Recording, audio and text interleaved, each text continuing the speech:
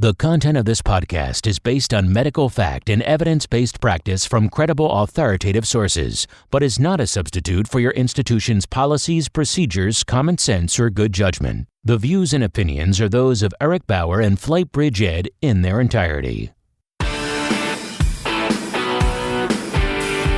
This is the FlightBridgeED Podcast, critical care and emergency medicine education for nurses and paramedics. Here's your host, Eric Bauer.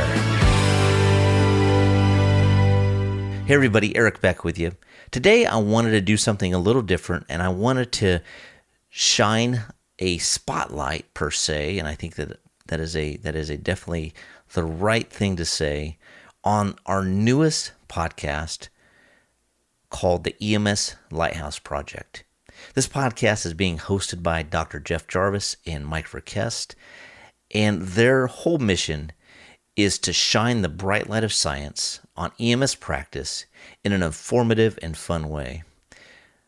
We ultimately need to understand the science behind what we do, and our new research division is all about that. And so the EMS Lighthouse Project podcast is here to foster that knowledge, to translate that knowledge from peer-reviewed scientific journals ultimately to the streets. And that is exactly why I founded FlightBridgeED. And so I think for me, this is very, very exciting to be able to introduce this podcast. I think this is going to revolutionize research as far as translating that research and getting it out to the people that need it, you. So please sit back, listen. This is a long podcast, so if a lot of you drive a long ways, it may take you a couple times to listen to it, but highly recommend listening to this entire podcast, because I'll tell you, I was blown away, and I will let them take it. What is a lighthouse? It is a tower with a bright light at the top, located at an important or dangerous place. The main purpose of a lighthouse is to serve as a navigational aid and to warn of dangerous areas. Welcome to the EMS Lighthouse Project Podcast.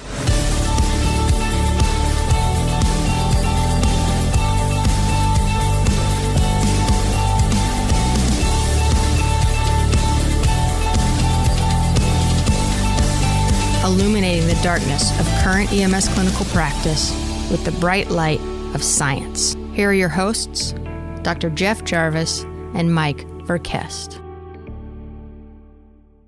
Well, thank you, Ginger. Once again, welcome to the EMS Lighthouse Project Podcast. Mike Verkest along with Dr. Jarvis. What's cracking over there, Doc? How's Texas life tonight? Texas is doing well. Getting a little humid, starting to kind of maybe let us know that summer is just around the corner, but so far it's still livable.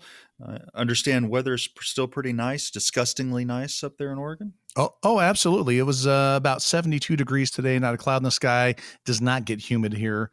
It is just perfect. And this will last about 7 days. And then that's pretty much what we call the third winter here in Oregon, because, we can't count on the rain being gone till July. So this is always a little tease. It happens every single year. And we'll get, 20 more inches of rain by the time it's done for the year. So, okay. So you get this beautiful time, then it's just rain. Yep. Then it'll rain. The April showers bring May flowers. Wasn't really super true this particular April. It didn't rain a lot, but there was a lot of just dreary, cloudy, crappy days. And yeah, so I don't know. And then of course I was up at Mount Hood on Timberline Lodge. We have the Timberline EMS conference up there, and it was 20 degrees and quite snowy on Saturday. So wow. Yeah, it was not 20 degrees where I was. Yeah. And it would then, by the time we got down to the hill back home, it was 60. So, what are you going to do? It turns out being on a mountain, makes a difference. Yeah. With the weather. I would imagine. Yeah. So I've heard good things about the conference, and I've never even been to that mountain. I'm going to have to do that. Well, maybe you need to come up in 2021, and maybe you should do a little speaking engagement up here. Maybe awesome. We could talk about, I don't know, illuminating the darkness with the bright light of science on the mountain. Yeah, on the mountain. Awesome. I like that. Yeah, plus or minus the illumination, as long as I get some skiing in, right? Well, there's a feature on Mount Hood, interestingly enough, called Illumination Rock. Is there really? Oh, yeah. Yeah. So it's almost serendipitous. Like now you have to come because that was just foreshadowing there. Now it's mandated. So you're in. Yeah. Just count on it. You talked about May flowers. Man, Texas has had one hell of a bluebonnet season. We get all excited for our 3 weeks of spring. We've had a phenomenal spring. The weather's been incredible. We got, I'm not sure what the right combination is, whether it's a little chill and then some rain, but our bluebonnets just covered everywhere. All the highways were covered in bluebonnets, and they lasted way longer than they usually did. I mean, and so is this, so I'm going to play a little stupid here because and P.S. I'm not playing stupid. I'm actually stupid. Bluebonnet, is that like a fancy flower that is sort of, it's our state tell flower. me about that. Oh, okay. It is an absolutely gorgeous flower. So the way we've said this is that Lady Bird Johnson, the president's wife, loved wildflowers. And she has a couple of places here, the wildflower centers. So President Johnson grew up in the hill country in Central Texas, and she loved these wildflowers, and her big project was highway beautification. So she went and seeded Texas highways up and down the highways with wildflowers. And in the right time of the spring, every year, bluebonnets bloom, and you'll just see, where you normally have a grassy median. Sure. It's just blue. Carpets of blue. So the big thing to do around, look that up. It's amazing. If you come down here around Easter, what you'll see is Easter Sunday, everybody gets out of church and they're wearing their Easter clothes and they're hanging out on that. They just park their car in the middle of the interstate and go off, and they're taking pictures of their kids in the middle of the bluebonnet. So you can always tell a true Texan if they can show you pictures of themselves, their grandparents, their kids in the bluebonnets. So wow. We, for example, we have a brand new puppy, a golden doodle. And of course we have the obligatory picture of Chevy, our golden doodle, in the bluebonnets. Absolutely. So you're not a big import car guy? You're a Chevy guy. I'm taking that. Yeah. I'm a Chevy guy. I'm a General Motors guy. Okay. All right. I'm one of those buy American folks. Well, that's good. There ain't nothing wrong with that. That's great. I'm a little biased. My dad's a dealer, so that's the reason. Okay. So you grew up around that. I did. I know what put food on the table. Yeah. So what's your dream car then? Oh, like, is it a Corvette? Is it like I've had a love affair with a Corvette since as far back as I can remember. I would love a 66 convertible. Now I have seen the outlay for the brand new Corvette. Looks like we're finally going to go rear engine. They're talking 1,000 horsepower. Holy mackerel. They're trying to keep up with the GTR. That's 1990s classic. You wouldn't happen to know anybody who has one of those things, would you? Yeah, no, not at all. A 1990 Nissan Skyline GTR? No, not at all. Don't know anybody. Sky blue. And for the record, it took about 6 minutes to get that in. Did we make it to 6? Yeah. People accuse me of being sort of like the CrossFitter with my GTR, like always find a way to get it into, or the vegan or whatever. Yeah. And I did that on purpose because I know you roll that way. Absolutely. How do you know if Mike drives a GTR? Don't worry. He'll tell you. Yeah. He will tell you. Exactly. Yeah. Exactly. So absolutely. Anyway, so talk about illuminating the darkness of current EMS practice with the bright light of science. We're going to get into a topic that is, if nothing else, confusing. And it has been confusing as it would turn out since 1906, a little bit. So we're going to talk about epi and cardiac arrest. And, the most recent trial that most people have heard of was called Paramedic 2. And it was fairly interesting to a lot of people. But what we want to do today, and what Jeff is going to kind of guide us through, is we're going to go way back. We're getting in the DeLorean and we're going back in time, and then we're fluxing. We're going to be fluxing right now. We're going to hit that 88 miles per hour, and we're going to go back in time, and we're going to go to sort of talk about all these papers that have ever been done about epi, and try to come up with some way for you, the provider, to have a conversation with your medical director. And really, I guess at the end of the day, that's what we want. We want to give you information. We want you to be able to translate what we're going to tell you and tell you all about these studies, and how to clear out the noise, how to see and hear through the noise, and really give you some thoughts on what does it mean to you as a provider. So I see some dogs in front of me. So anytime I talk about medication has dogs, Usually it's interesting, and someone needs to pay. Yeah. Someone's going to pay. Absolutely. So, I finished medical school. I finished paramedic school in 1986. Or I started paramedic school then. I was a freshman in high school. The good news is I wasn't far out. I graduated from paramedic school and I wasn't able to buy beer legally. Yeah. It's 2-3 years ago. Yeah. I'm a young man. Yeah, you are for sure. So I started off, I learned ACLS, and they told me that the hallmark of a cardiac arrest is epinephrine. Things may change, but the only thing that will always remain constant is epinephrine, 1 milligram, 1 to 10,000 every 3 to 5 minutes. Huh, sounds familiar. You got to do it because, just because. Yeah. And so I kind of wondered, well, so why do we do that? And it turns out that the answer is because we've always done it that way. Yeah. And so I had often heard people who are perhaps a little skeptical about the evidentiary base for this. And they talk about some beagle puppies. Yeah. Now I'm a dog man. I like my dogs. Yep. And I got to looking into this. I really wanted to find the paper. And I looked and I found one from 1963. And I posted a paper about it, or a tweet, and said, hey, I think I finally found this.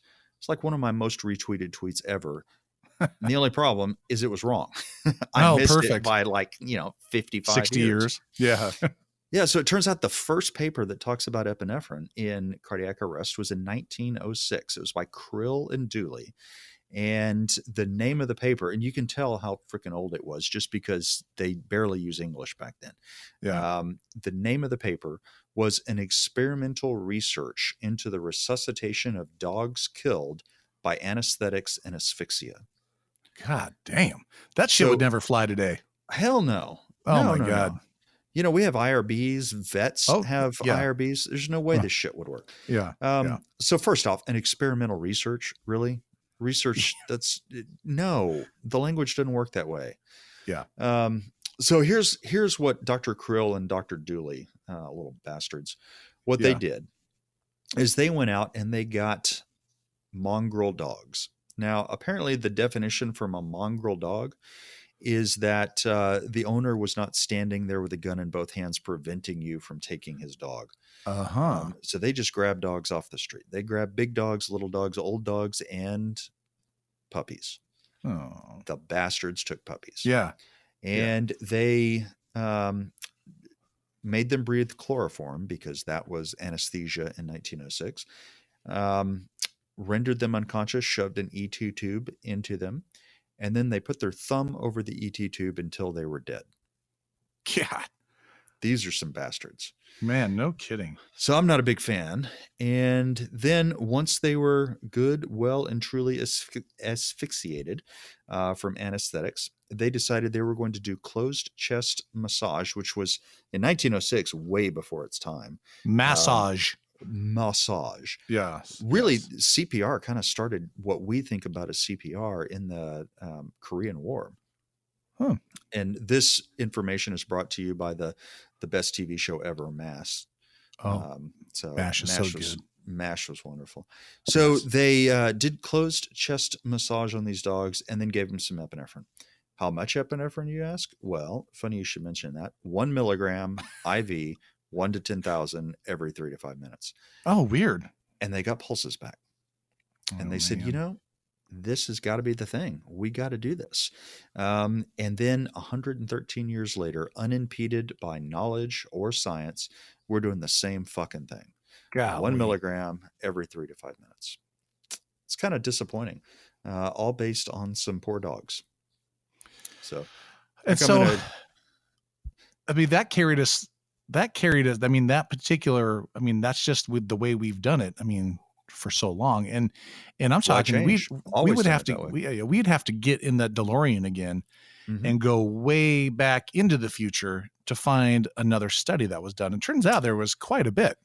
There's a lot of studies about this. There really have been quite a few. And I picked a couple that we'll talk about just for the highlights. But basically there was no real prospective research done on this until the 2000s. There was a fair interest starting in the 1990s to do some observational trials. So where you go back, you're not doing an intervention, you're not withholding a drug or changing the treatment you're giving patients going forward, but rather you're going back in time and just finding patients who happen to have had two things happen to them. In this case, perhaps those who got epinephrine and those who didn't. And you can compare outcomes. Those are prospective observational trials, and they have a lot of weaknesses. One of the real benefits of an observational trial is it's relatively easy. It's affordable to do, and it's a great way of generating and testing hypotheses. Unfortunately, what you can do with an observational trial is show association. You can show that this thing is associated with that. But because of the nature of an observational trial, you can never truly say that this thing caused that thing, because maybe there's something else going on. A great example of this is, let's say we do an observational trial and we are going to identify a group of diabetics, and then we're going to go backwards and we're going to see the drugs they're on.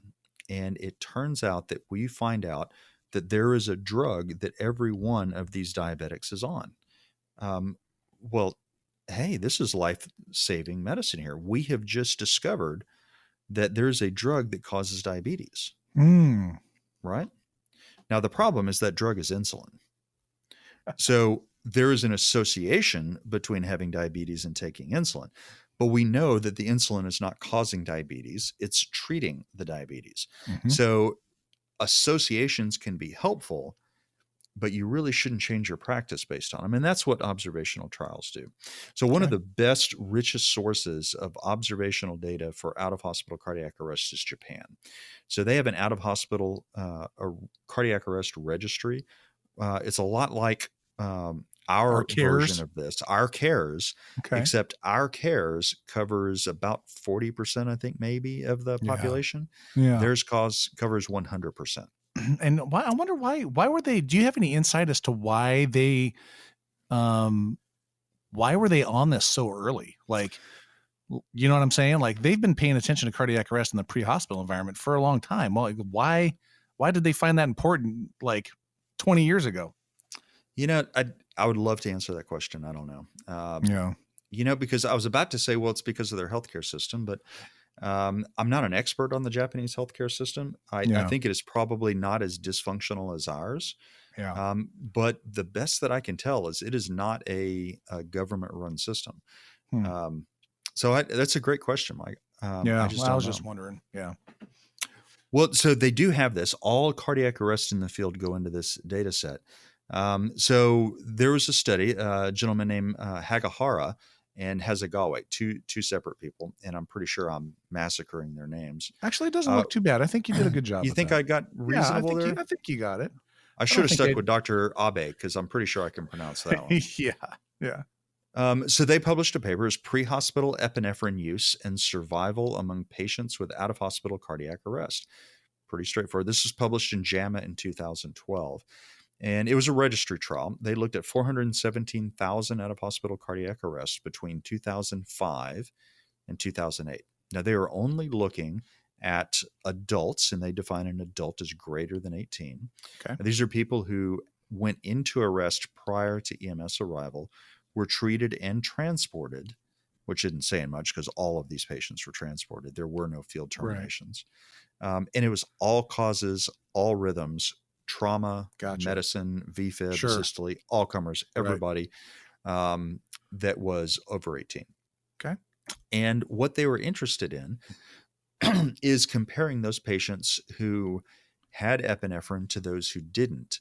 And they were trying to decide, well, what is the difference in two outcomes? ROSC, so did you get return of spontaneous circulation at any point?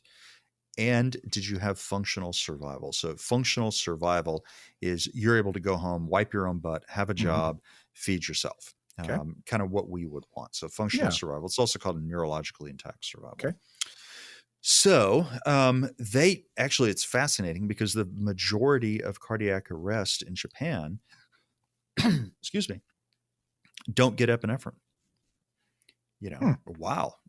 So I actually, when I read this, I have access. I've been doing some research with ESO, and I have access to their de-identified research data set. I said, well, hey, I want to take a look at this. I'm going to compare all cardiac arrests and split them by those who got epinephrine and those who didn't. And there wasn't many who didn't? There weren't many. There were none. Everybody gets, as a matter of fact, it's such a sure thing that we're going to treat you with epinephrine that if there's a cardiac arrest in the data set and it did not get epinephrine, that's actually a marker for the patient did not have resuscitation attempted. Oh, wow. Yeah, it's fascinating.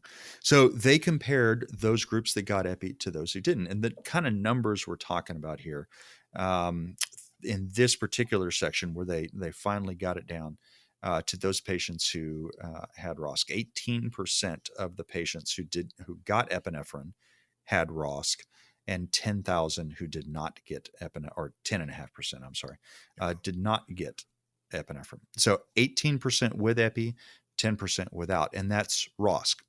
Okay. So that's good. We like that. I'm a little surprised that the numbers are that low, but definitely higher with epinephrine. Now, the real question is about functional survival. So did you walk out with your brain intact? In the epinephrine group, functional survival occurred in 1.3%. Okay. Now, while we would like to beat up on them, I just want to reply again, this is all comers, all arrest, trauma, everybody. Right. We're not talking Utstein here. And it's not stratified, but I mean, we have no idea what's what, how many were in trauma, how many were. Yeah. Exactly. Okay. Yeah. With this paper, we really don't. Sure. So what we found from this is ROSC, you get ROSC back more with epinephrine, 18.3 versus 10%. And they actually calculated an odds ratio. Yeah. And their odds ratio was for ROSC was 2.36. And that basically translates to saying the odds of getting ROSC with epinephrine compared to the odds of getting ROSC without epinephrine was 2.36. So that's 136% higher odds. Now, just to kind of put this in perspective, and you want to, when you look at an odds ratio is always a positive number. An odds ratio of 1 means there is no difference between the two groups. Okay. So an odds ratio means it is a ratio of odds. So the odds of getting, in this case, the odds of getting pulses with epi compared to the odds of getting pulses without epi, a ratio of odds. So if the two odds, so your likelihood of getting epi back, let's say it was 10% in both groups. So your odds ratio would be 10 divided by 10, which is I'm an Aggie, but even I can figure out that's 1. Even you can do the math. Yeah. Even I can. And so if you have an odds ratio of 1, that means there's no difference between the two groups. Okay. Well, if your top number, your numerator, also called the referent, the thing that you're referring to, comparing to, is higher or larger than the other group, then you're going to have a number bigger than 1.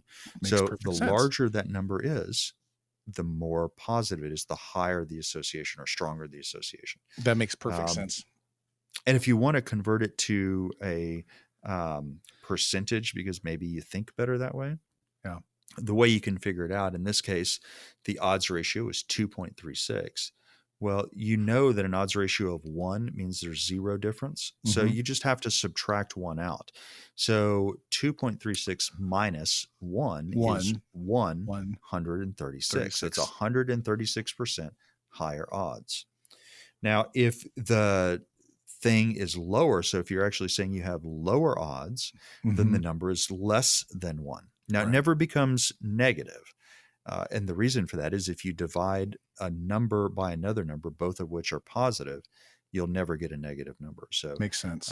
The smaller the number is, the closer to 0 it is, the lower the odds. And if you want to figure out what that is in percentages, you just subtract the odds ratio from 1 in that case. So let's say the odds ratio is, well, here, we'll take a look at this.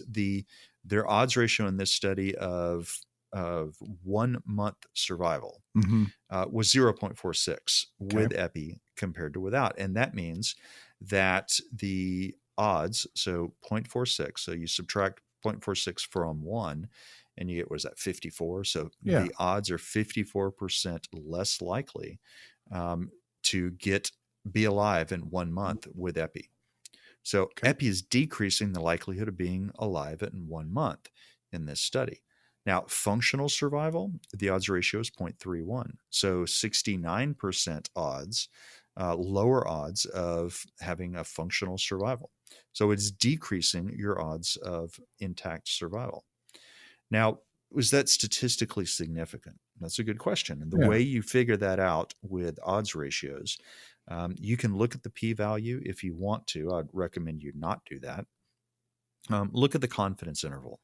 So when you're thinking about a confidence interval, really what you're saying is, how sure am I that if I were to repeat this study on a different population, I would get the same answer. So similar population. So in this case, we ran it from 2005 we looked at cardiac arrest from 2005 to 2008. Well, let's say we do it from 2009 to 2010. How sure am I that I'll get the same result?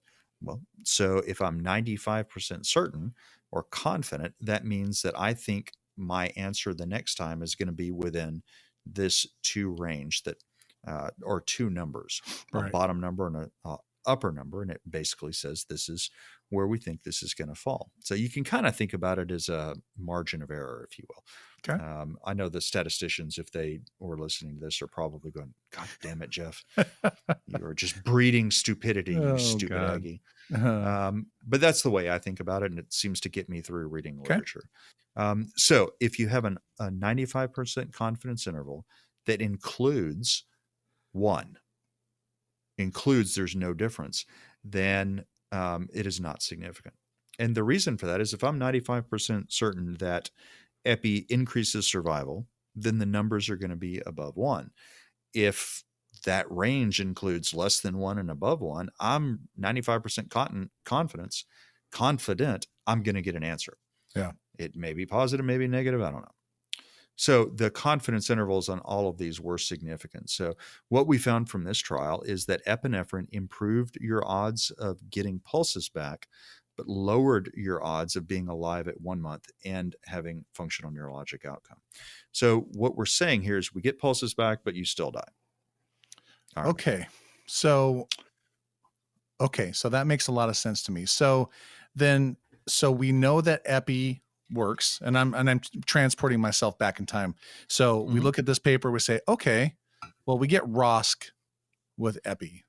Epi works. Epi seems to work. But we're still stuck in this 1 milligram every 3 to 5 minutes. So somebody had to have an idea of, well, hey, what if we actually used higher doses of epi?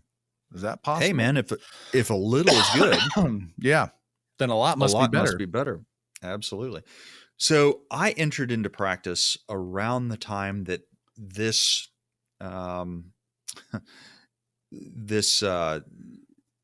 practice was, I was about to say naughty words.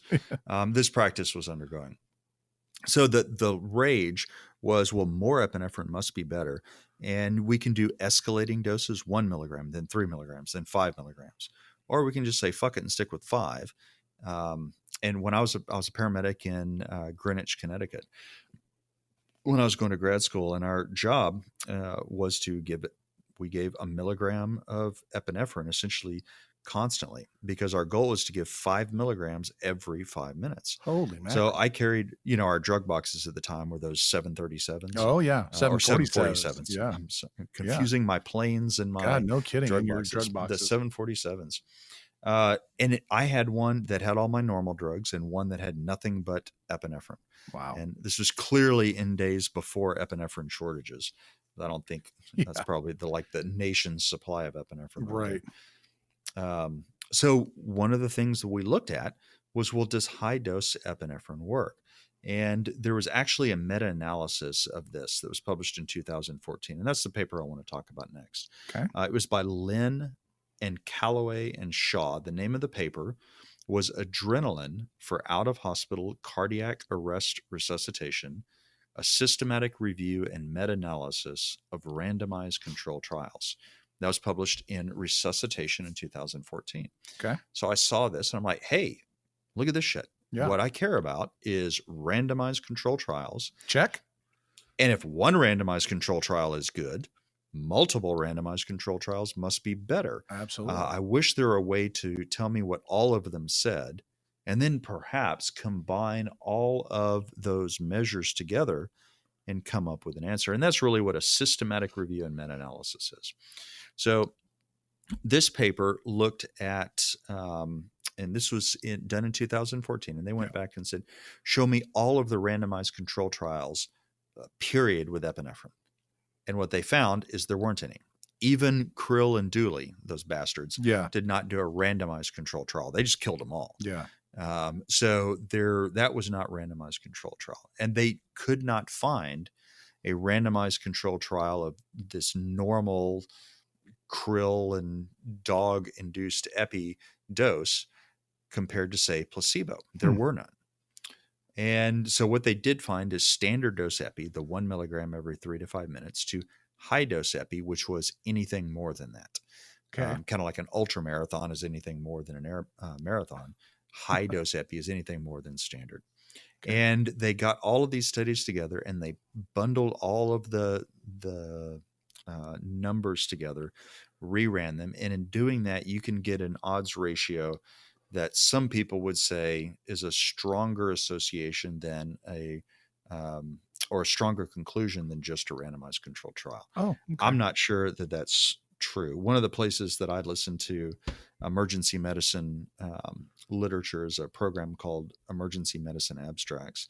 It's by Rick Bicata and Jerry Hoffman, and they're sort of legends in the emergency medicine community. And one of the things that they talk about all the time is 2 third graders do not make a 6th grader. And so the joke there is randomized control trials are really good, but grabbing multiple poorly done randomized control trials doesn't make the shit RCT any better. Okay, gotcha. But having said that, these were actually decent RCTs. They put them all together and they calculate an odds ratio for 4 different outcomes. The outcomes were ROSC, survival to hospital admission. Basically, did they have pulses when you got to the ER? Survival to hospital discharge, and functional survival. So standard our dose old buddy versus again. high dose. Absolutely.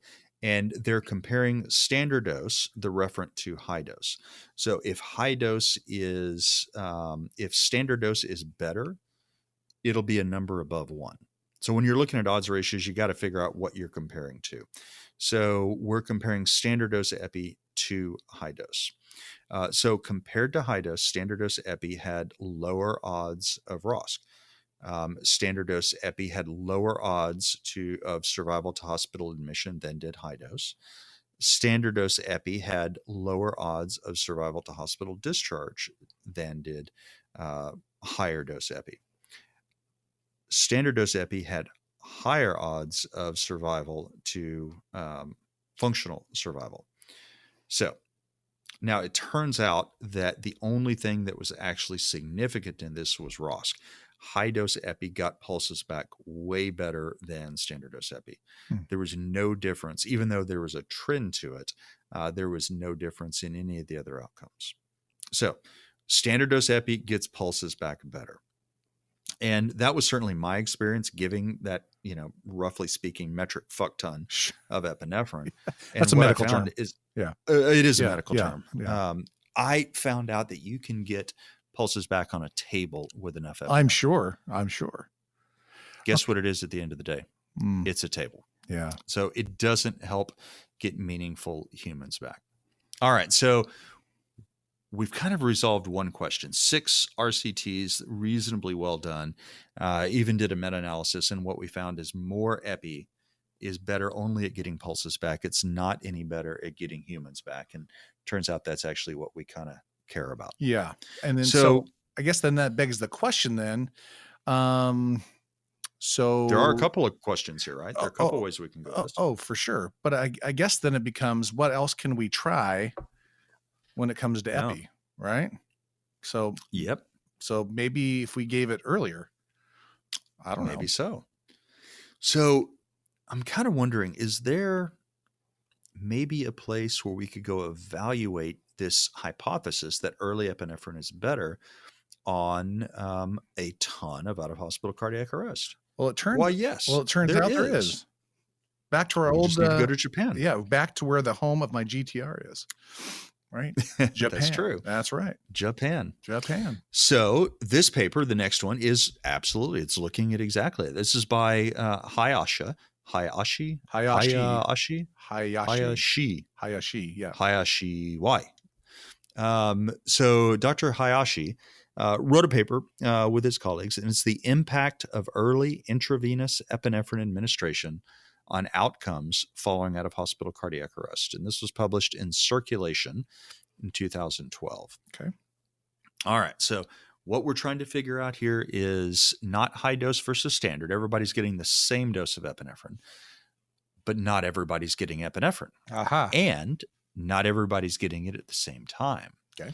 So in this one, this was limited to patients with non-traumatic cardiac arrest out of hospital. Thank goodness. All rhythms, though, so shockable and non-shockable. And this was just Osaka, Japan. Right. So it wasn't the whole entire country. It was one large city. So that's good. Correct. Okay. Correct. And they're going to narrow it down more just to bystander witnessed arrest. Okay. So, and they limited it to a year, and they ended up with 3,161 patients. And they broke those down by the initial rhythm, either shockable or non-shockable. Okay. And for each of those two groups, and that's what's called a stratification. So we want to see the association between this and this. We want to stratify it by the initial rhythm. So we just basically say, we want to look at the association between these two things, and we're going to repeat the analysis for these groups.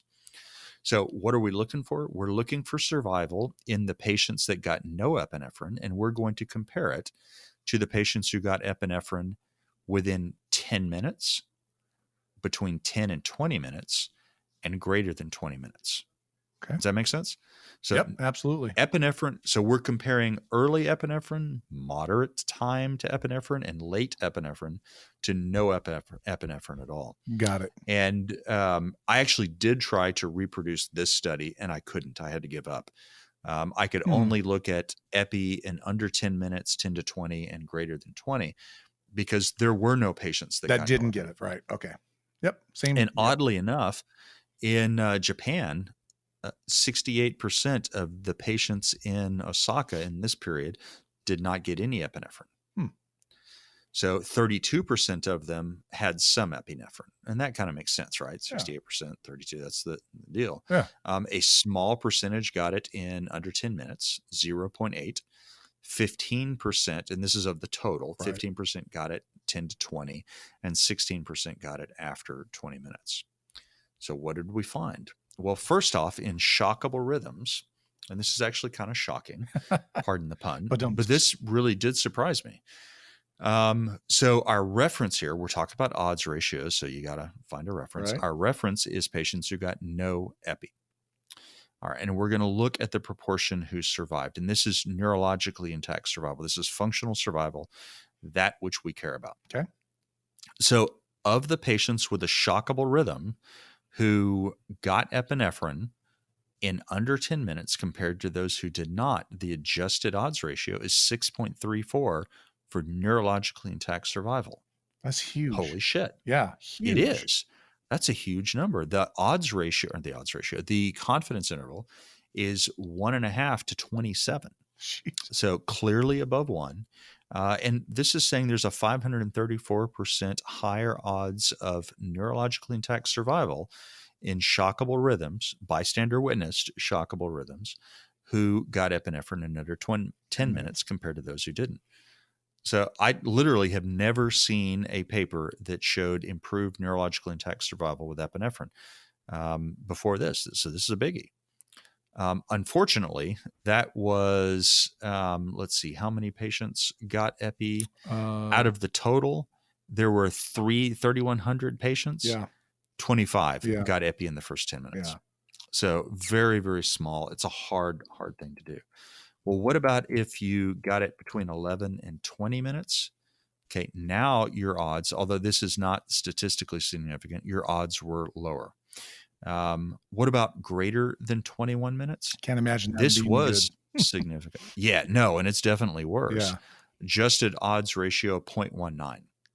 So So 0.19, just to remember, so 1 minus 0.19 is 81. Yeah.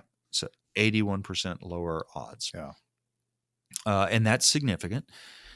So this is the first thing that I've ever seen that says, compared to no epi, you're better off getting epi early. Yeah. If you can't get it there early, Then don't give it. then Or it probably causes not, harm. because you're actually, it's decreasing your neurologically intact survival. Yeah.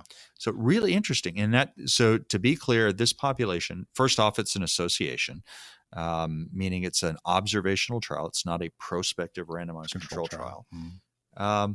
But yeah, that's real benefit. That's interesting to me. So they ran it again. And they said, remember, we're doing this stratification thing. They said, now we're going to look at non-shockable rhythms, and we're going to repeat the same thing. Okay. But we ran into a problem. All 25 of the patients who got epinephrine in the first 10 minutes were in a shockable rhythm. So we don't know what the odds ratio for neurologically intact survival in non-shockable rhythms if you get epi in under 10 minutes. We don't know because nobody got it. Huh. It's not that it's bad. It's not that it's good. It's that you just can't do the calculation. Yeah. Now, what we can tell you is if you got it in 11 to 20 minutes, there was really no difference in your survival compared to no epi. Yeah, I was going to say, it looks to me like it's about the same. In fact, maybe even a little bit better off to not get it than to give it late. Mm-hmm. Yep. And now take a look at really late, so greater than 21 minutes. Yeah. It's looking even worse. This also is not significant, but it's definitely looking worse. So with shockable rhythms, if you can't get it early, less than 21 minutes or more than 21 minutes, you're actually hurting people. Less survival. Interesting. So kind of to get us up to date, we know that epinephrine, if you kill a dog with chloroform, you can get pulses back with epi. Bad people. Yeah. We know that in observational trials, epinephrine improves ROSC, but not functional survival. And that, by the way, that study has been done multiple times. We also know that in some randomized control trials comparing high-dose epinephrine to epinephrine, high-dose epinephrine is better at getting pulses back, but not at getting meaningful survival back. All right, that's what we know so far. So you know what we really need here? What we really need is a freaking randomized controlled trial that looks at epi versus placebo. That's what in the hell we need, because yeah, golly, can a brother get a randomized control study? God, no shit. How hard can this be? How hard can it be? It can't cost that much. Turns out it's pretty fucking hard. Yeah. So doing randomized controlled trials, especially large multi-center randomized controlled trials, especially double-blind large multi-center randomized controlled trials, especially multinational large double-blind randomized controlled trial, are hard as hell, and it costs a lot of money. Yeah. So Dr. Jacobs, this is the next paper we're going to talk about. This is an Australian study from 2011. The name of the paper is Effect of Adrenaline on Survival in Out-of-Hospital Cardiac Arrest, a randomized double-blind placebo-controlled trial. This was published in Resuscitation 2011. And again, the authors are Jacobs, Finn, Jelnick, and Oxner and Thompson. Yeah. So Jacobs is the primary investigator, lead author. So I mentioned this was an Australian study. This study is fascinating, not just for what they did, but what they did not do. Okay. And I think it is a testament to the power of inertia and dogma, and we've always done it this way. So the evidence has been building for a while through observational data that epinephrine is not doing what we think it is. It's getting pulses back, but that's not what we care about. And we all knew that we needed this double-blind RCT. So they got this set up. Outstanding. This is going to be exciting. It is designed as a multi-center study throughout Australia. Fair number of people in Australia. But to get more people, they added in New Zealand. Okay. And New Zealand's kind of cool. It's, one EMS system. The problem is they got it done through all of the IRBs, the institutional review boards, the ethical boards. They said, look, we are at what's called clinical equipoise. So clinical equipoise, first off, if you, that is a great word for New York Times crossword. Yeah, it sounds great. I get my ass kicked on New York Times crossword puzzles every day because they never ask me for Clinical equipoise in. Right. Yeah, I'm a little disappointed in that. Maybe someday. So equipoise, but maybe, Yeah. that this is, everybody's got to have a goal. You never know. You have your goal. You got your GTR. That's right. Thank you. Maybe I'll get my Corvette You will. at some point. Yeah, you'll have a midlife crisis pretty soon. Dude, my midlife crisis got me to medical school. Oh, okay. That was, my wife has been quite clear. You get one. Right. You got a shit ton of debt. Okay. And that's it. All right. Well, sucks to be you, buddy. It does. All right. So let's go down Okay. under. Dr. Jacobs gets this thing set up. It is the shit. Yeah. Everybody is ready to do this. And then they roll it out to the paramedics. And the paramedic said, I'm sorry, what? You want me to not give what? For who? That is unethical. Oh, boy. You are a bunch of murdering bastards. Oh, boy. There's no way in hell I am not going to give epinephrine in cardiac arrest. That is withholding a life-saving drug. Epinephrine works. I know it works. I have seen it work. It is like that movie in Bringing Out the Dead where they give the Narcan to I Be Bangin'. I be banging. I be bangin'. Yep. Oh, what a good movie. It was good. Bringing Out the Dead. Yeah. So they had an uprising from the field providers. They did. Wow. And they said it was unethical. They went and they got some journalists involved. And I use that term loosely. They got some Members of the people who media. wrote words, members of the media involved. And they smelled their version of a Pulitzer. This is a scandal. They are going to do research on these unsuspecting people withholding life-saving drugs. And where the media is, politicians are sure to follow. Of course. So out of all of these centers, and so when they build the study, they power it, meaning we need to get this number of patients enrolled in each group so that we can have sufficient statistical power to say this is a real difference. Okay. So they lost every place. New Zealand's out, Sydney's out, Melbourne's out. Pretty much everybody but Perth. So Western Australia was there. And Western Australia, I've never been there, unfortunately. I'd love to go. It's on the west side of Australia. It's a pretty good place. West side? Yeah, west side. My understanding is it's Perth and a shit ton of kangaroos. Okay. So really what we're talking about here is Perth. But he carried on. He persevered. He kept at it, as he should. And what he's looking at here is placebo versus adrenaline in cardiac arrest, epinephrine. Okay. And they're doing standard dose epi, 1 milligram, 1 to 10,000 every 3 to 5 minutes. Okay. They included all patients with all-cause cardiac arrest. So this includes trauma, all rhythms, shockable asystole, not asystole, whatever, greater than 18. The exclusion, so they specifically excluded patients. So they do the typical exclusions: no pregnant women, no prisoners, pediatrics. No pediatric patients, vulnerable populations. They also excluded patients who got pulses back before you had access to give the drug. And that kind of makes sense because that wouldn't be fair. Right. We know that the patients who are most likely to survive are the ones who have a witnessed arrest in front of some dude with a defibrillator. And dude pushes the button, goes zap, and he wakes Bang. up, and the patient's saying, ow. Yeah. So epinephrine, if there was some of those in the epi group and not in the placebo group, it might unfairly advantage adrenaline. So those were excluded. Make sense? Yep, absolutely. So straight up, head-to-head, placebo versus adrenaline, they needed about 1,000 to 2,000 in each group. What did they get? 250. Yeah. So that's what they got. That's severely underpowered, as they would say. Yeah, it's very disappointing. But I mean, props to Dr. Jacobs. He really did. He persisted. He carried on, and he published the damn data. And it was really, really useful for the paper we're going to talk about next. Okay. All right, guys. So let's go down under with our friends, the kangaroos, and see what they found.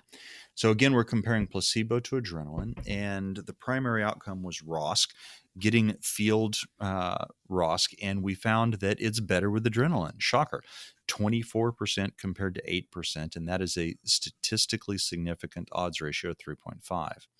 Now, when you look at admitted to hospital, that is also higher and also significantly higher. Those numbers are 26% versus 13%.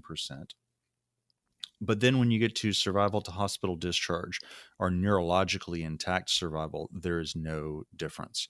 So again, what we find out this time in an RCT is that epinephrine improves ROSC, but not meaningful survival. All right, so that's disappointing.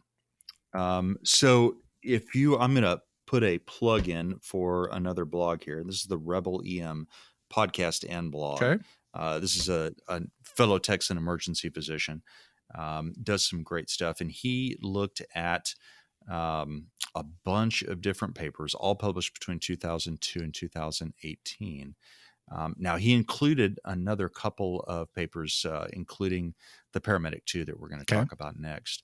And what he found, most of these are observational, but we did talk about the Jacob study. And what we found is that epinephrine definitely improves ROSC, but it either increases mortality, like kills people off at discharge, or there's no difference in survival. So nothing has shown increased neurologically intact survival. Does that make sense? Absolutely makes sense. So not looking so good. All right. So now for the showstopper, the trial we've all been waiting for. Paramedic 2. I wish I had a sound effect for that, but I mean, there probably is one, but we should have a sound I'll effect. work on it. I'll work on it. So what do you suppose? So Paramedic 2, this is a great acronym. If you want your study to have meaning, you need a good acronym. Oh my God. They must have really stretched to get this. That's all I can say. So lay it on me, because most of the time, mean, these are ridiculous. So I'd really like to see how they got an EMS trial, pre-hospital trial, and actually was able to use the acronym paramedic. So lay it on me. Man, I think they were stoned. I don't know if pot is legal in England or not, but it was awesome. It is. Excuse me. Let me clear my throat. The pre-hospital assessment of the role of adrenaline, measuring the effectiveness of drug administration in cardiac arrest. Bit of a stretch, but they came up with it. So the real the name of the trial. So if you're doing a PubMed search for Paramedic don't do 2, Paramedic you're going 2. to be disappointed. This is by Perkins et al. And the name of the trial is a randomized trial of It's okay. You can get it. A randomized trial. You gotta work these things out. This is my problem. I'm talking too much, and not my water is just sitting here taunting me. It's a randomized trial of epinephrine in out-of-hospital cardiac arrest. It was published in the New England Journal of Medicine in 2018. So just July. yesterday. So go big or go home. Right. Yeah, this is hot off the presses. Big stuff. And I mean, so when this came out, it was sort of a big topic, but I'm not sure if it moved people. I feel like there was a bit of a misnomer, and I think that's one of the dangers of foam ed is people hear different takes on it, but they don't kind of make up their own mind about stuff. So I don't know. It was a big deal, and then it was gone. I guess that's what I'm saying. Is it's it was a flash in the pan when really this is sort of a big deal. Yep. Sorry, I just had to just jump in. And say that. No, man, I think you're exactly right. I read it, and my first take on it was this is a positive trial. Now, I didn't think it was necessarily good, but you have to define when you're doing an RCT what your primary outcome is. Everything else is, not. It's not your primary. It's supposed to be used for hypothesis generation. But your hypotheses are much stronger than you would get from an observational trial. So let's talk about what it was. But I absolutely think that there was a big bang and then nothing. Yeah. And I think the big bang has a lot to do with we don't want to open our eyes and think about the consequences of what this study says. Okay. This is my take on it, because as I really read this and started thinking about my practice and the practice of the paramedics I get to work with, I lost sleep over it. This was really, really bumming me out. So, all right. So what is this? It was the adrenaline trial. This is a British study. It is a double-blinded randomized control trial of epinephrine 1 milligram IV every 3 to 5 minutes versus placebo. Finally. So if this sounds familiar, like maybe from another member of the Commonwealth, this is what our Australian friends set out to do, but were unsuccessful. So their inclusion criteria, you have to be over 16 years. That was their criteria. You have to have been treated by an ALS EMS agency, and you had to have CPR that was resistant to the initial rounds, basically 2 rounds of 2 minutes of CPR and defibrillation. So basically the amount of time that it would take you to get epinephrine in. So 1 shock wake up has been excluded. And then they excluded pregnant patients, pediatric patients, patients who got epinephrine prior to arrival. Like somebody gets there and says, "Hey mate, I gave him epinephrine." Well, shit. It's kind of hard to randomize you into this trial.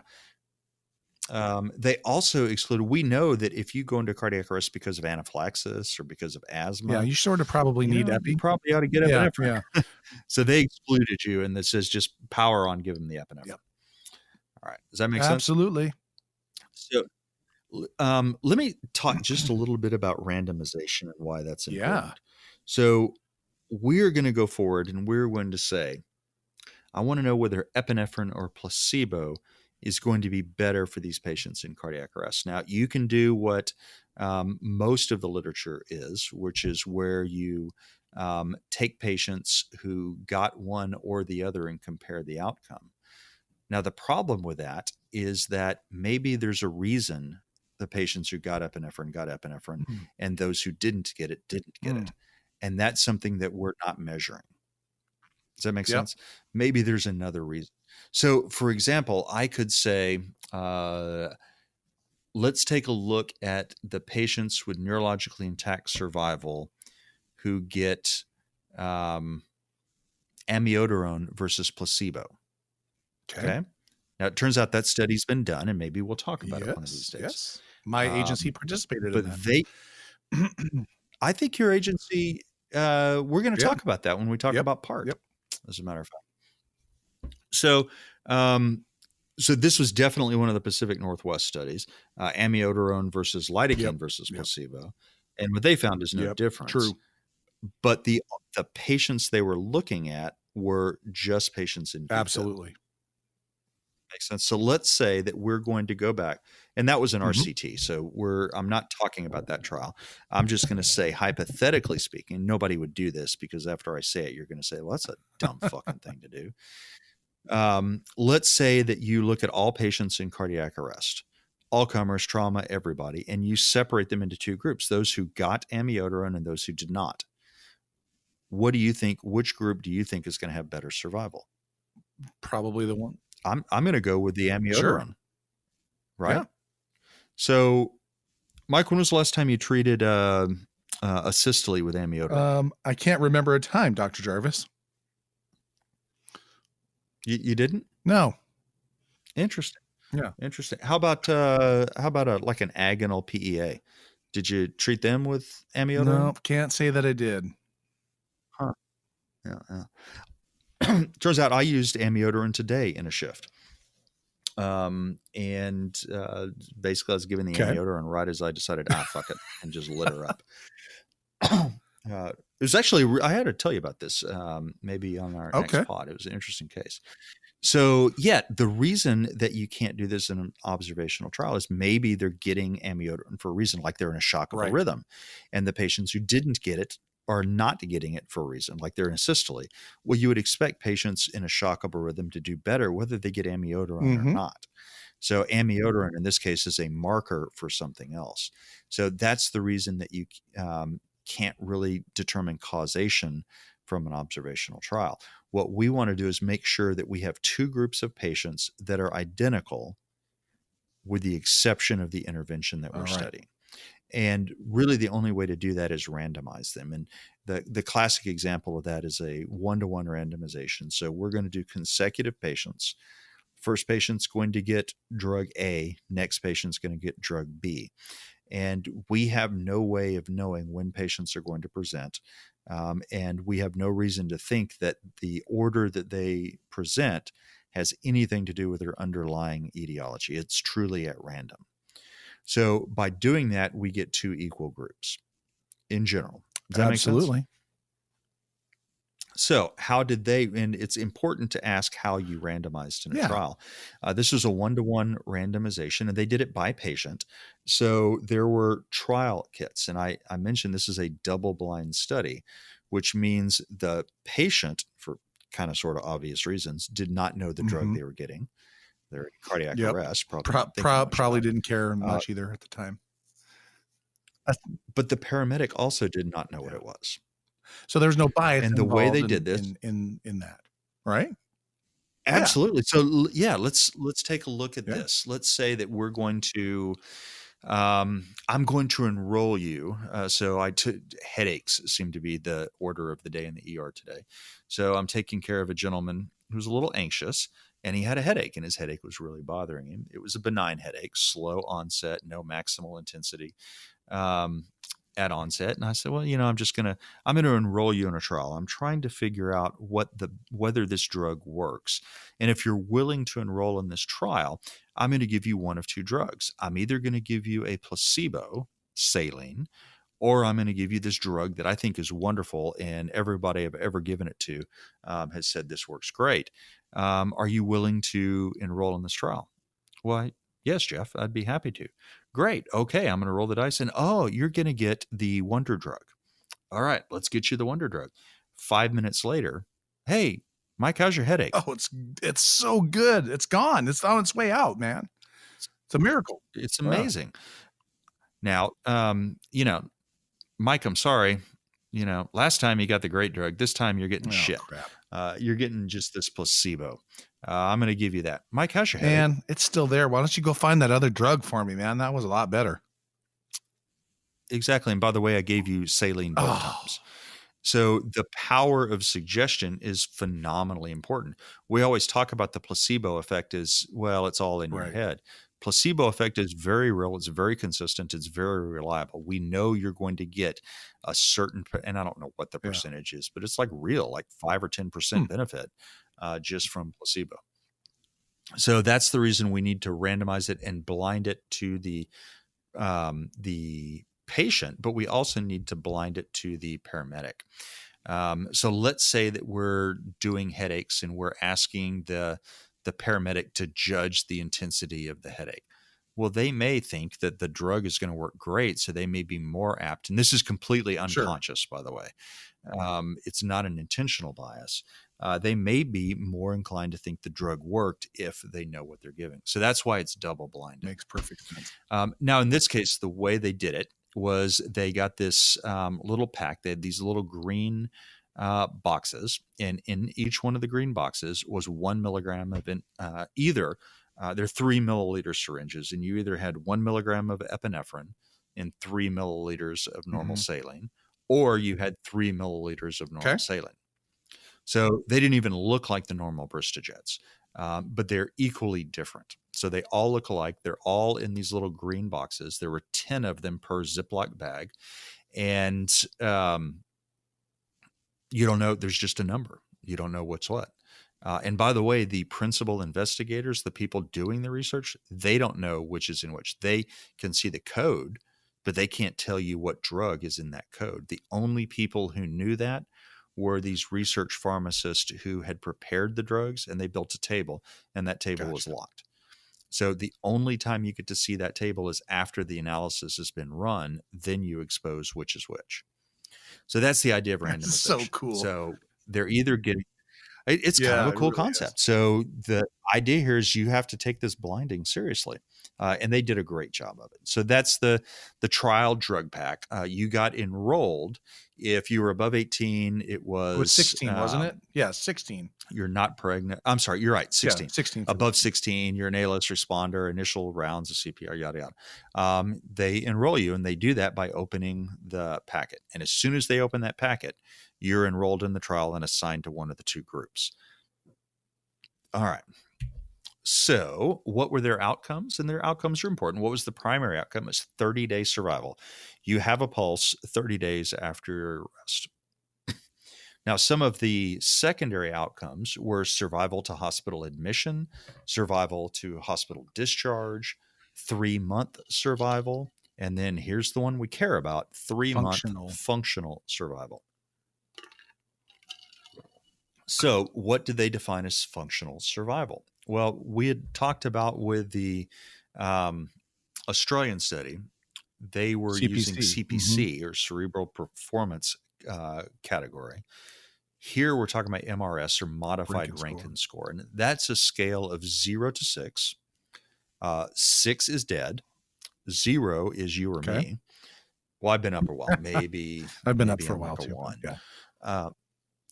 So maybe we'll give each other a 1 perfect.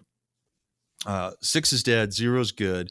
And 0 to 3 is considered functional survival, basically independent, doing well. Their targeted enrollment was, now remember we said the Aussies wanted a bunch and only got 500 total. They're aiming for 8,000. Go big. Might as well. All right. So let's take a brief pause here and talk about table 1. So table 1 in NERCT, we said the idea behind randomization is that you want to get 2 even groups. And if you assign people randomly, pretty good bet you're going to get 2 even groups. But because it's random, and if you have enough variables, sheerly by chance, you're going to get some of these variables that are higher in one group than in another. So with 8,000 patients, there's a decent chance that one of these variables will be off a little. So what you do is you print table 1, and it gives general descriptions of the 2 groups so that the reader can judge for themselves whether they're similar or not. Now, let's say as you're looking at these 2 groups, epinephrine versus placebo, we know one of the things that could improve your chances of survival from out-of-hospital cardiac arrest is if you have a witnessed arrest in VFib. Well, let's say the 2 groups were just slightly different. You'd want to control for that. And that's how they do something called logistic regression, or they'll have these statistical models where they control for all of these other outcomes. So that's how they adjust for it. Does Absolutely. that make sense? I mean, I don't understand it all, Now, but I understand that that is something that they do to try to equal things out a little bit. And it turns out, so Rimley Crow is a friend of mine. She's a PhD epidemiologist, and everything I know about stats, and she's going to hate me for outing her like this. But I learned from her, which means that she's going to feel guilty for any time the 15 times I'm sure I've already screwed something up. Those are clearly my fault. We need to get her on the podcast here too, by the way. Oh my God, that is so going to happen. She's a lot of fun. Good. So she will tell you how to do it. I can code it, but I don't know what the hell I'm doing. I don't get the maths. So that's the idea behind a model, is so you can control for things. And when you look at odds ratios, you'll typically see a little A in front of it. And that means adjusted odds ratio. So one of the other things you want to look for is when you look at, so these are Brits. We're not. We are reformed Brits. And we want to know, is our patient population similar to theirs? Is our system similar to theirs? Is our response similar to theirs? And so there's been a bit of controversy about one thing in particular, and that's how long it took them from the call to the first epinephrine dose. And I was on a panel discussion with some other medical directors once, and we were talking about this. And this was during the time where it was really driving me batshit crazy what I was going to do about epi. And by the way, when we're done talking about this, just remind me, and I'll tell you what we finally came up with. I don't know if it's right, by the way, but I'll tell you what we came up with, and I'm kind of interested to see if you've come up with. Yeah, absolutely. So the call to first epi was 21 minutes. That was the median in both groups, in the placebo and epinephrine. So they're not different. The question is are either one of those different from us and what we do? So the assumption, well, it takes them 21 minutes from 911 to push the epi. We are so much better than that. In the U.S., we are wicked better, and therefore the results don't apply. Now, we'll frequently, and when we talk about things that say endotracheal intubation is not the best thing to do, I'm going to say it doesn't apply because I don't want it to apply. Now, I'm at least going to be honest about that and say my bias is that we should be intubating. And you have to admit your bias up front and be objective about it. So one reason to discount Paramedic 2 is because it's kind of painful to think about what we're doing if this really does apply to us. So the concern is that it took them too long to give the epinephrine. We get it in way faster than that. All right. So how long does it take us to give it? Well, we are faster. So we're about 4 to 5 minutes faster. Our median dose, and I got this is internal data that I looked at using ESO data. So there are 941 agencies, 62,000 patients without a hospital cardiac arrest. And I mentioned 0 of them who had an attempted resuscitation got no epinephrine. They all got epinephrine. The median time, meaning 50% were higher, 50% were lower, was 16 minutes. The average was 18 minutes.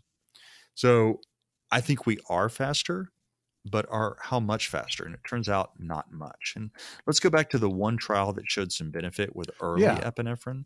That was under 10 minutes. And so the other group was anywhere 10 to 20, 11 right? minutes up. So no difference.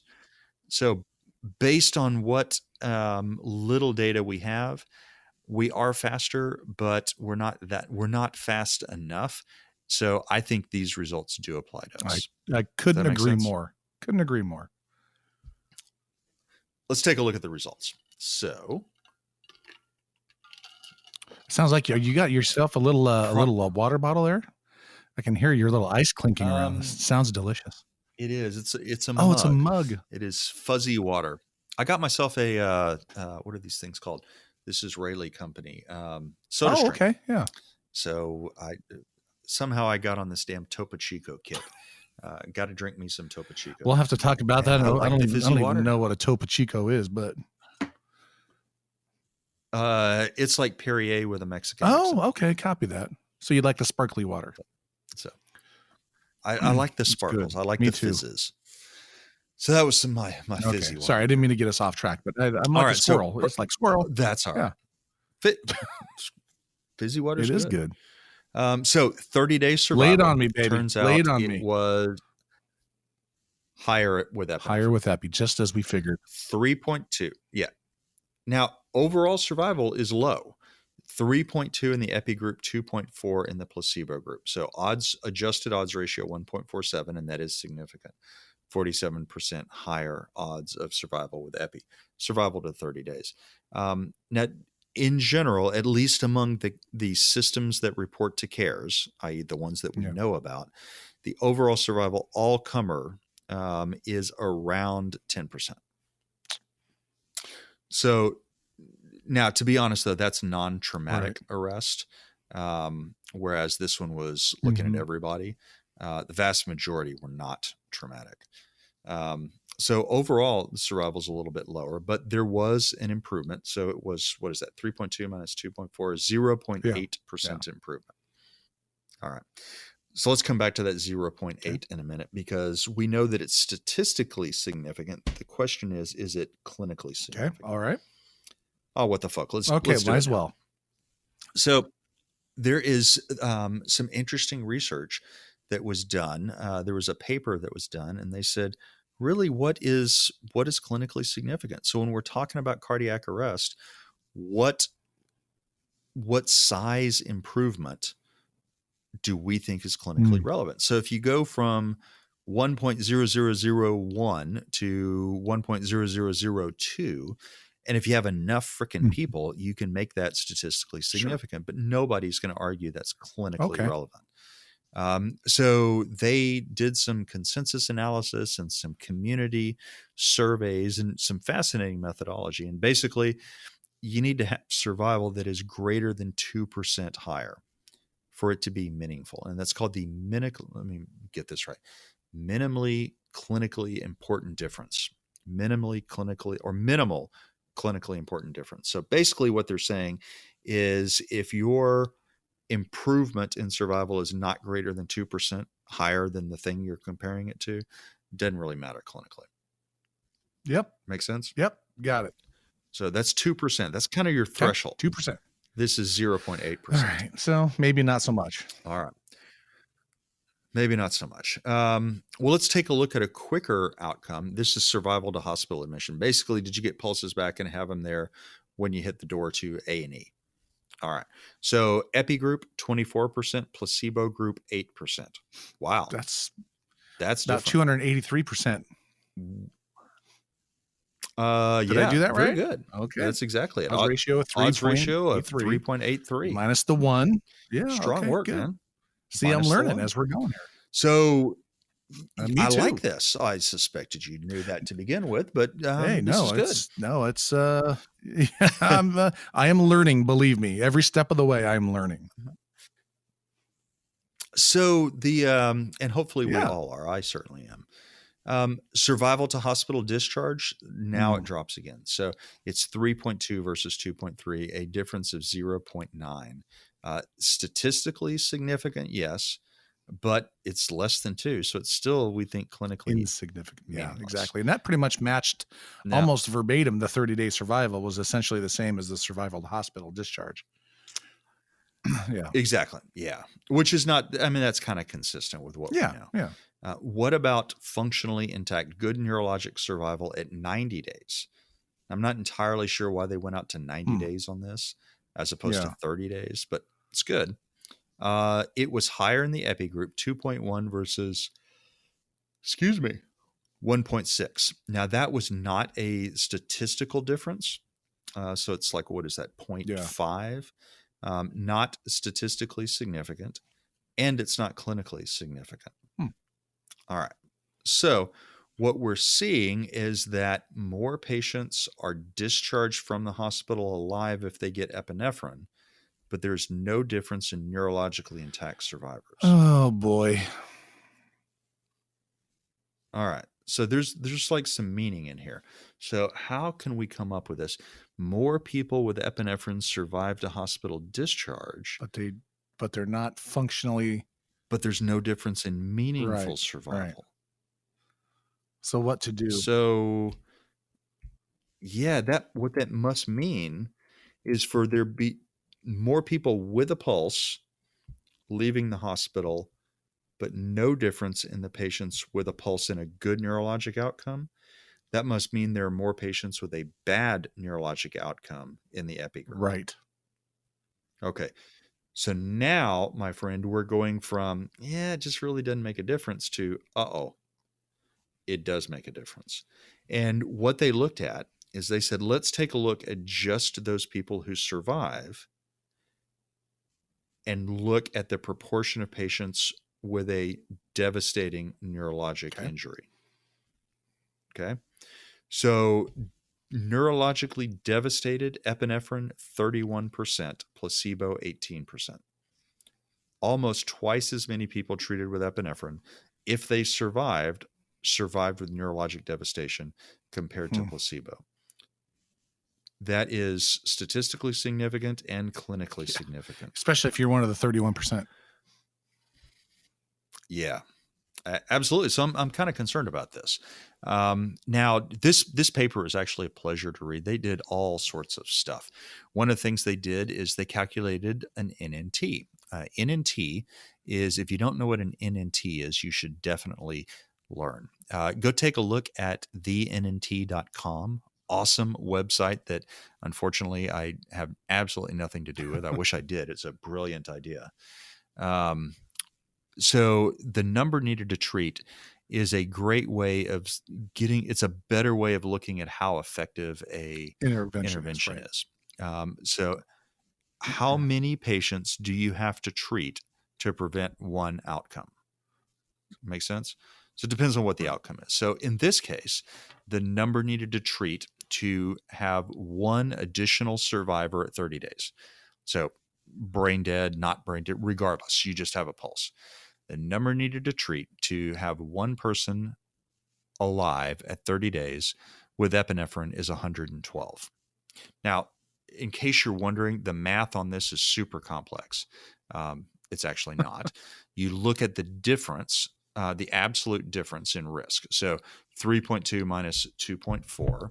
So what did we decide that is? 0.8. And then you divide that by 100. So if you divide that out, you get 100. I'm sorry, 112 to be specific. So you need to treat 112 patients with epinephrine to have one additional survivor at 30 days. I feel like that's not a very good number. Brain intact or not. That doesn't seem very. Maybe we should put it in Yeah, context. that doesn't sound good to me, but I don't know. So yes, let's put it in context. Well, let's put it in context. What does work? Let's put it in the context of things that maybe we should focus on doing well in cardiac arrest. Bystander CPR, the number needed to treat is 15. For every 15 patients that have bystander CPR, you'll have outcome. One additional survivor. I like it. Well, that means that if you did something like an AED, that's got to be even better, right? It is. It's 5. So 5 people treated with early defibrillation, you'll have one additional survivor. So that really does put the 112 into context a little bit. And this is something that when I did, Ritu and I just did a second shift live at the Timberline EMS conference. So we actually got into number needed to treat. And then he also said that you can't have a number needed to treat without looking at the number needed to harm. And so, so maybe, so maybe you can talk a little bit about the sort of the difference between those two. I mean, it might seem intuitive to some, but how does the number needed to harm work? You bet. So NNH, also sometimes called NNK, the number needed to kill, is exactly the same thing. It is 100 divided by the risk difference. And instead of looking at the difference in proportions of survivors, you look at the difference in proportions of dead people or whatever your harm is. So let me give you an example. I want to come up with the one I always love picking on is statin for primary prevention. So we know that we put this frickin' statins in the water supply. Everybody is on it, whether you have disease or not. Does that make sense? Yes, it does. So the number needed to treat to prevent one stroke, you have to take, and what we're talking about here is taking a statin for 5 years. The number needed to treat to prevent one stroke is 154. So 154 patients have to take a statin for 5 years to prevent one of them from having a stroke. All right. You treat enough patients, then you're going to prevent a serious number of strokes. Let's take a look at the harm. We know that there is a lot of harm. One of the two big things you get is statins can provoke diabetes and they can provoke rhabdomyolysis, so muscle breakdown. That can lead to kidney damage and dialysis and all sorts of bad things. The number needed to harm by taking a statin for 5 years to prevent rhabdo, 10. Or to cause rhabdo is 10. 10? So 10 people, 10, freaking 10, who take a statin without disease for 5 years will get muscle damage. But you have to treat 154 patients to prevent a stroke. To get benefit, 154 patients have to take it. What is that? 15. So 154 divided by 10. 15 times as many people will be harmed as helped. That dog don't hunt in my book. No. Now, so the cardiologists don't come hunting for me with their pitchforks. This is primary prevention, right? You have no disease. If you have disease, whole different ballgame, right? So that's the concept of number needed to harm. You have to assess the benefit of an agent and compare it to the harm of an agent. So I had a 89-year-old woman I saw in the emergency department today. And she was on a lot of medicines, as 89-year-olds are wont to be. And she was complaining of insomnia, and she wanted a prescription to allow her to go to sleep. I believe the phrase was Michael Jackson me. So I don't think that has the connotation you think it does. So I wanted to, there are lots of drugs I can give her that I promise you will make her sleep. Propofol will make her sleep. Versed will make her sleep. All of these drugs will make her sleep. And they are horrible ideas for a little old lady. Ultimately, I picked essentially a prescription version of melatonin. So it may not have the guarantee that people are going to go to sleep, but the harm is substantially less. So that's the idea. You got to take those together. Okay. Yep, absolutely. Make sense? All right. Let's bring this shit home. What were the strengths and weaknesses of this paper? Well, this is a really well done, huge randomized controlled trial. It was double blinded. Their system, very, very, very similar to ours, except, as a former educator, I'd have to say the big difference is their paramedics are educated. They are indeed. Ours. But the system itself is pretty similar to ours. It's placebo controlled. It's pretty good. Now, some of the weaknesses is they only controlled what happened pre-hospitally. They did not control what happened once they got to a hospital. All the patients in the hospital were treated essentially, the standard of care was the same. And they did take a look at the things that we think can make a difference. So they looked at hypothermia, for example, and the proportion of patients that went to cath lab. Those were no different. The other big weakness is this time to epinephrine. And that's kind of important. And then the final thing is only about 5% of all of the agencies had CPR performance metrics. Like how well did they perform Holy CPR? crap. So only about 5%. I would like to think that maybe it's more now, but only about 5%. And they only had it for the first 5 minutes. Wow. So you can't really, maybe one group had better CPR than the other.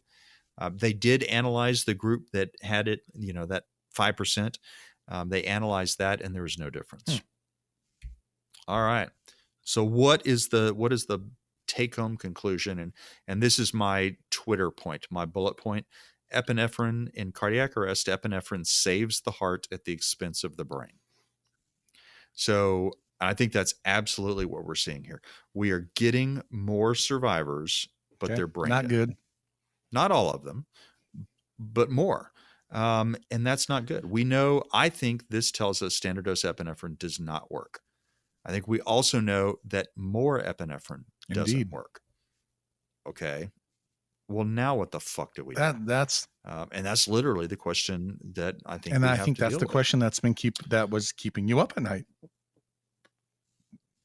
I imagine so.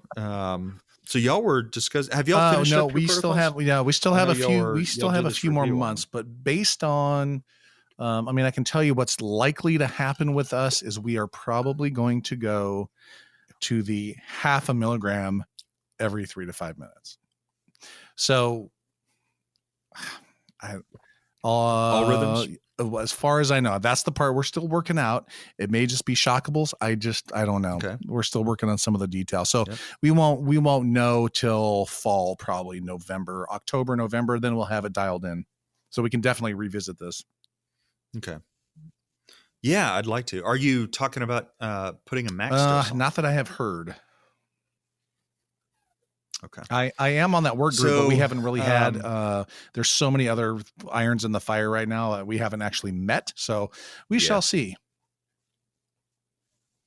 This is one, I think it's probably reasonable to drag your feet on because maybe by the time you get around to talking about it, maybe somebody else would do something in the meantime that might be a little bit different than that. So what are you guys going to do? Well, or should I say, what are you doing? I'm doing some what are you shit, doing? Because you've already started. Yeah. Excuse me. We have. So it's interesting. Our protocols, I revise them every year. They don't go into effect until next month. However, this part we've already implemented. Would you like to know the really high-end scientific reason we implemented this early? I would love to. We can't get fucking epinephrine. Can't get the shit. So even if I wanted to give it, I couldn't. So we have gone into epinephrine conservation mode. So you may say, well, look, if it doesn't really help, don't give it at all. Well, 2 problems. One is epinephrine does help for some people. So asthma, anaphylaxis. We use push dose epinephrine. We don't intubate hypoxic or why not? hypotensive Everybody else patients. We fix does. it first. God, what makes you special? Oh, that is an entirely different podcast. I thought I'd just lob that softball to you. So yeah, I'm not swinging at that one. I am Altuve on that one. I could knock that one out of the park, but I think I'm going to hold off on it. So yeah, we need the 1 to 10,000s because that's what we mix our push dose with. So what we're doing, I knew I wanted to give less, and I knew I wanted to give it in a slightly different way. So what we ended up with, and I have exactly fuck all evidence for this, just because there is none. And we are giving 1 milligram, 1 to 10,000 as soon as we possibly can, for all arrest. After that, if you're in a shockable rhythm, and as long as you stay in a shockable rhythm, no epi for you. So it's like soup Nazi. Soup Nazi. So no more. So you're going to get that milligram now, on ASAP, and by any means necessary, drill it, IV it, whatever. Just get it in. Not quite any. I mean, we could give it IM, but in cardiac arrest, it's not going to go anywhere. So IO or IV. And they're damn sure not doing it intratracheally anymore, even if it is a naval drug. We don't do that. We think that's a bad idea. So yeah, drill and push it, whatever you can get it in early. Shockable rhythms, no more epinephrine. If you're in a non-shockable rhythm, then we're going to hang an epi drip, and we're going to run it at 40 mics a minute, and we're going to leave that until we come to a conclusion. The conclusion is either you switch to a shockable rhythm, in which case we turn the drip off, or we get pulses back, in which case we use the epi drip we already have hanging and titrate it to your blood pressure. That's now our I'm not going to have you stop the epi drip and start a norepinephrine drip, which is what we used to use. And we use for everything else, because there's no evidence that says one works better than the other. There are some reasons to think epi actually is a better pressor agent, but I don't think we have great evidence. So the main reason I'm doing it is logistics. So that's what we're doing. And we're doing it early because we can't get it. The real question is it the right thing to do? And I just don't know. I have thought about this a lot. And the best I can come up with is what we're doing right now is the wrong thing. And I am convinced it's the wrong thing. And therefore I want to stop doing the wrong thing. So I think there is a signal here in this noise that epinephrine has a role to play. Maybe it's giving it early, so we're going to try and do that. And maybe it's giving less of it, so we're going to try that. And so certainly you must have some cases since you started this. We do, yeah. Some ended up like most cardiac arrests do, and some ended up great. So I just we've had some patients that did not survive that were initially in a shockable rhythm and didn't get any more epinephrine. We've had some patients who are in a shockable rhythm and have survived. At least we've been doing it for maybe 3 weeks.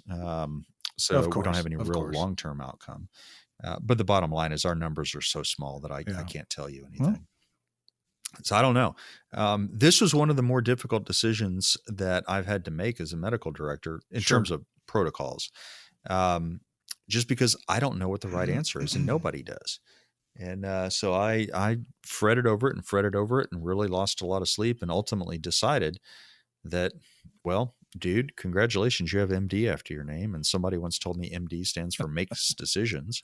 So I had to make one. Curious. I'm pretty sure it was an impatient nurse going, Jeff, would you make a freaking decision already? I'm curious what your crews have thought about it. How did the rollout go? How did the training go? What are their thoughts? So really, if there has been any dyspepsia about it, I haven't heard about it. The people I have heard from, and I was about to say I've touched every one, but in this generation, I probably shouldn't say that. Someone would be offended. I talked to everyone. We brought everybody, and we do these quarterly shift tracks. So I've spoken with everyone at Williamson County. I've spoken with some folks at Marble Falls because their training is still coming up. The ones that I talked to, I laid it out. I spoke a lot about the research here, went into depth in Paramedic 2, kind of gave an overview. I had to give my editorial comments about Krill and Dooley and what puppy herding bastards they are. And after I talked about the neurologic devastation, we have a fairly experienced group. So they can see that epinephrine gets pulses back, and then they look and they follow up and see that they're not walking out of the hospital just because they get pulses. So I think they were open to it. They've heard it and they seem to be supportive of it. So we'll see what happens. Well, good. Well, it's been a great podcast so far, and I want to make sure that people know that. So that's epinephrine. Yeah. Man. So we'll throw some show notes, and now to get the show notes, which we can put, links to some of these papers that we were talking about, even if Dr. Jarvis wants to share some slides or some abbreviated things like that. But, we mentioned things like look at table 1, things like that. So we're going to provide that to you. But the way to get to that is you need to go to the FlightBridgeED.com website, go to the podcast section, find the Lighthouse Project Podcast, go to this particular show notes for episode 2, which is what this is, and you'll be able to find all those kind of things that we were talking about. You've been listening to the EMS Lighthouse Project Podcast, a proud member of the FlightBridgeED Podcast family and a Fire Dog production. Visit FlightBridgeED.com for more information.